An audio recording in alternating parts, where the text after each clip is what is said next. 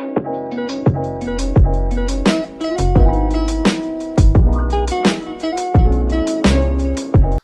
everyone, welcome back to my channel. This is Soul Talk with Cash, and this is where we take control of our thoughts and tailor them to make lasting positive impacts on our lives. If you've been in a relationship long enough, you've likely experienced the roommate season. Years 1 to 2 is exciting and interesting. It's the honeymoon phase. This is usually over 2.5 years in, and then complacency slowly creeps in. The longer persons are in a relationship, the easier it is for them to become complacent and start taking each other for granted. This is mainly because they're comfortable in this relationship, and all the effort that they have put in, they feel as if they don't have to put in all that effort anymore because they have the person who they want already. There's no fear factor anymore that I'm going to be losing this person. Now that is what I'll be touching on in this video today. I'll be addressing the issue of emotional neglect in a relationship. When couples are in a prolonged phase of exhaustion, they are disconnected, they're busy with work, chores, and the children, and up to 20% of couples have sexless marriages. All of these may lead to emotional neglect. Emotional neglect can be a subtle divider in any relationship, especially when partners do not readily identify that there is a problem. Whilst this may be unintentional, the impact may be severe. What is emotional neglect in a relationship? This is the failure to satisfy the emotional needs of your partner, which is also characterized by lack of support. Some of these emotional needs are the need for affection, love, respect, the need for belonging or validation, the need for security, empathy, space, and even autonomy. Abraham Maslow contributed to the area of psychology, and he theorized that human beings are motivated by 5 fundamental needs. This resulted in a pyramid that is widely used in psychology today, known as the Maslow hierarchy of needs.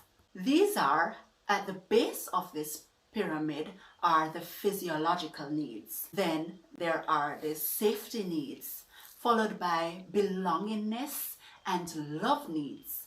Esteem needs would be number 4, and at the very top, the need for self-actualization. As can be seen in the emotional needs I have given, fall in at least 4 of these sections of this pyramid. When these needs are met, people often feel happy and fulfilled. And when they are neglected, we may feel frustrated and unfulfilled. Feeling neglected is never an easy thing to work through, but I pray that after watching this video, that it will make it easier to tackle this problem. As this problem continues to mount in the relationship, it gradually wears down the relationship. Emotional neglect often leads to the feeling of dissatisfaction with your partner and being disengaged intimately. Pretty soon, if this is not addressed, couples may grow distant and eventually separate. Many couples do not understand that they are facing emotional neglect. However, when couples can identify what emotional neglect looks like, they can decide to change it. How can we identify when we're being neglected? Here are 5 signs that you can look out for, which may suggest that you may be in a relationship that is suffering from emotional neglect. First If your relationship is based on only routine or operational matters surrounding taking care of the house and children, such as paying bills, surface conversations, and not focused on like dreams and aspirations and the future and intimate thoughts, or when you may feel uncomfortable discussing your deep feelings or feel fearful having to discuss serious matters, those things are brushed aside and they're not dealt with. And also, whenever there are conflicts, then the avoidance strategy steps in. That means you're not willing to deal with the problem. Problems are swept under the rug and allowed to stay there and allow time to take care of the problem. Guess what? Time will not resolve the problem. Number two, you may be experiencing emotional neglect if your partner does not set aside time to listen to you. He or she may not make you their priority. Instead, they're always on their devices, they stay in separate rooms, and if a conversation starts, they may want to talk about it another time. It's always not now. Not listening to each other may communicate that he or she is insignificant and unworthy of their attention. Also, if your partner doesn't take interest in the things that matter to you, this is also a sign of emotional neglect. That's number three. There is a nonchalant attitude, as if you could do anything, you could go anywhere, and it really wouldn't matter to your partner. Or if your partner doesn't take interest in you much, date nights and vacations together become seldom, and quality time together is rare. Another sign of emotional neglect is the feeling distant. When you feel it is better to talk to another person, a friend, someone else who is anyone else apart from your partner, that is a rocky situation to be in. This may be a sign that you are uncomfortable in having conversations and communicating with your partner. And the final sign that I'll be sharing about emotional neglect, or identify that you may be facing this, has to do with loneliness in your relationship.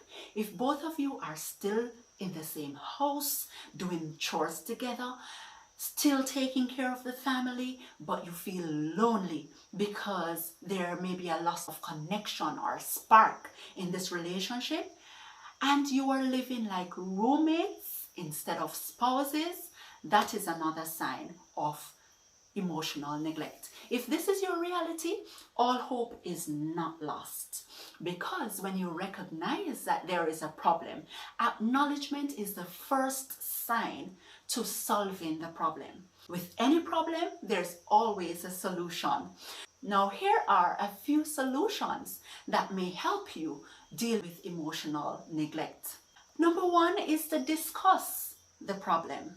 This discussion must focus on solutions. Since you've identified the issue, next you have to think about, why are you having this issue? Ask many whys to try to come up with the root cause of this problem. And you may have to ask several of these to be able to come up with the right reason. Number two, as a couple, try to implement at least one change per week to make the situation better. Whatever the problem that was identified, work on solving that thing first. Say, for example, the problem was that both of you are not spending quality time together. Then some of the actions would be setting up a schedule to spend time with each other. Treat it as a date. Plan what you're going to do during the date and make it interesting and fun. Make sure that you're learning something new about your partner each time. Put a twist on each date. If this is to be effective, you must be deliberate and consistent about this bonding time. Plan it, do it, and maintain it. Surprise your partner with something special, something that you know he or she loves. Number 3 is to keep improving and keep each other accountable. If you have identified that your partner is falling off or going off track or going back on those old behaviors, let them know about it, because in doing so, they can be conscious about what is happening. Many persons tend to have a difficulty remaining consistent, and they often fall back into old habits. So keeping them accountable is one way to help them to acknowledge and recognize when they are falling off track. Number 4, celebrate small wins. Be specific about what you're praising your partner for. If you had a fantastic date, praise your partner. Let them know that you really enjoyed yourself, you felt appreciated, you felt loved, you felt that the bonding time was awesome, and that you're looking forward to the next date. And this creates a sense of belongingness, that the person wants to spend more time with you. Number 5, if you've tried everything that you could and it's still not working, it may be time to get professional help. Professional intervention can often help couples to look at those deep things that are the source of the problems and help you sort through that together. It will help you resolve the problems that you're facing in your relationship, and your relationship will grow if you apply those principles or what you've learned from the professional advice. Number 6, what if your partner doesn't want to change? Remember, you have control over yourself. No one else. You're responsible for you. Every change begins with a thought. Control your thoughts. Choose to think positive thoughts about your partner and use them to transform your attitude towards him or her. You are the one who is responsible for making yourself feel happy. That responsibility is yours. It's not your partner's. So spend time doing the things you love. Spend the time doing the things you enjoy. Develop yourself, build your character, grow, and develop your skills. And you will feel positive about yourself, and you will have a whole different outlook about yourself and your relationship. Be that positive change that you want to see in your relationship. Join me next time as we talk about change. Remember that you can take control of your thoughts and tailor them to make lasting positive impacts on your life.